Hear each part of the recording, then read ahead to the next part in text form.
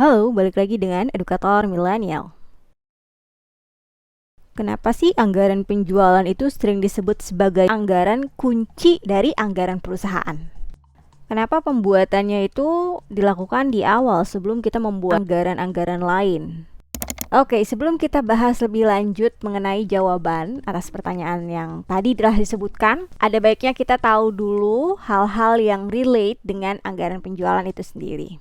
Sebelum kita membicarakan tentang anggaran penjualan, biasanya ada satu bahasan yang sebaiknya diketahui terlebih dahulu, yaitu peramalan penjualan atau sales forecasting. Itu apa sih? Maksudnya peramalan itu seperti peramal yang menggunakan bola. Terus kita lihat gitu ya, masa depan itu seperti apa, Dewi Fortuner ya. Bukan demikian. Tapi ada sedikit kesamaan ya, diksi yang digunakan. Peramalan penjualan adalah cara untuk kita mengukur atau menaksirkan kondisi bisnis di masa depan. Biasanya pengukuran itu ada yang sisi kuantitatif, ada juga yang kualitatif. Kalau kuantitatif itu erat kaitannya dengan metode statistik dan matematiknya.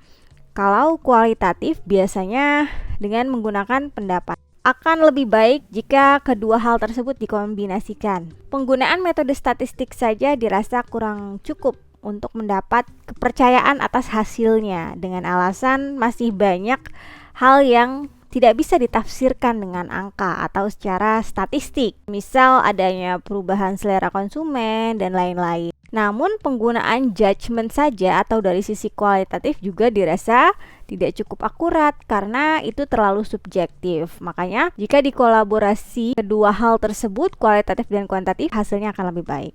Kemudian setelah kita tahu tentang sales forecast, kita langsung ke bahasan anggaran penjualan itu sendiri. Anggaran penjualan disebut sebagai master budget atas anggaran perusahaan secara keseluruhan. Kenapa sih demikian? Karena anggaran penjualan ini merupakan dasar atas penyusunan anggaran lain dan memang umumnya disusun terlebih dahulu sebelum menyusun anggaran-anggaran lainnya. Anggaran penjualan itu menyajikan informasi mengenai perkiraan jumlah barang yang akan dijual oleh perusahaan dan harga jual yang ditetapkan dengan harapan terrealisasi pada periode selanjutnya. Anggaran penjualan harus dibuat di awal atau pertama. Kenapa? Karena perusahaan membutuhkan target pencapaian atas penjualan yang akan membantu pengambilan keputusan lebih lanjut bagi manajemen perusahaan. Itulah yang menyebabkan anggaran penjualan disebut sebagai anggaran kunci dari anggaran perusahaan.